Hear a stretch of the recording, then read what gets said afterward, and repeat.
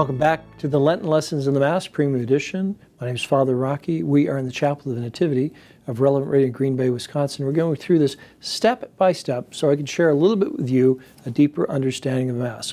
So after the collect, the people sit down. This raises up a question. Why do we stand? Why do we sit? Why do we kneel? Why are we doing all those sorts of things? There's a couple of reasons. One practical reason is when you change your posture, your blood moves around and you become more attentive. Very important here. But also we stand at attention when something is important. And we kneel in the presence of something sacred.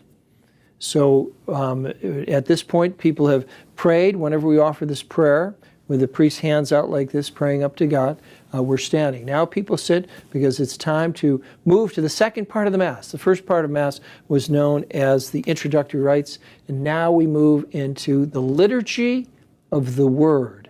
Liturgy of the Word.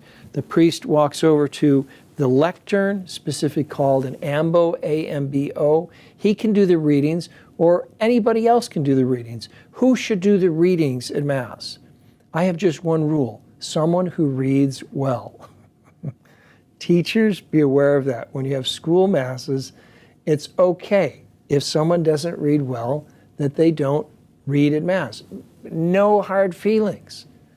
Some people have been given some talents and others have not been given those talents. I know I don't have the talent to make it to be a professional player in the NBA. How do I know that? I got cut from the basketball team in 5th grade and in 6th grade and in 7th grade and in 8th grade. It took me a while to figure out I'm not going to make the basketball team.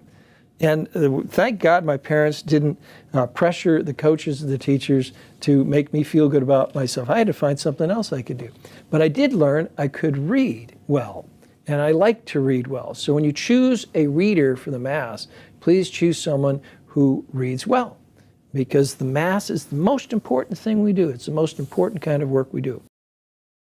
So the priest at the ambo, or the reader, has in their hand what's called a lectionary. L-E-C-T-I-O-N-A-R-Y. The word lectio is Latin for lesson, because in this book we're going to have lessons. We have readings from the Bible, only from the Bible, not from any other books, only from the Bible. And the readings are established and selected by the church authorities. There's a ribbon here to mark the day. And here today I have for Tuesday of the second week in ordinary time. People are sitting. And the priest says, a reading from the letter to the Hebrews. Brothers and sisters, God is not unjust so as to overlook your work and the love you have demonstrated for His name by having served and continuing to serve the holy ones. Stop. At this point, most people are lost. They are in a fog. They don't understand what is going on. That's why I think it's important to be able to read it as well, especially when you're reading St. Paul, because he can be dense, he can be confusing, he can be really deep. You really have to work at it. The Gospels are a lot easier, especially when they're stories. So the priest continues reading that, and at the end he says, the word of the Lord, and people say, thanks be to God.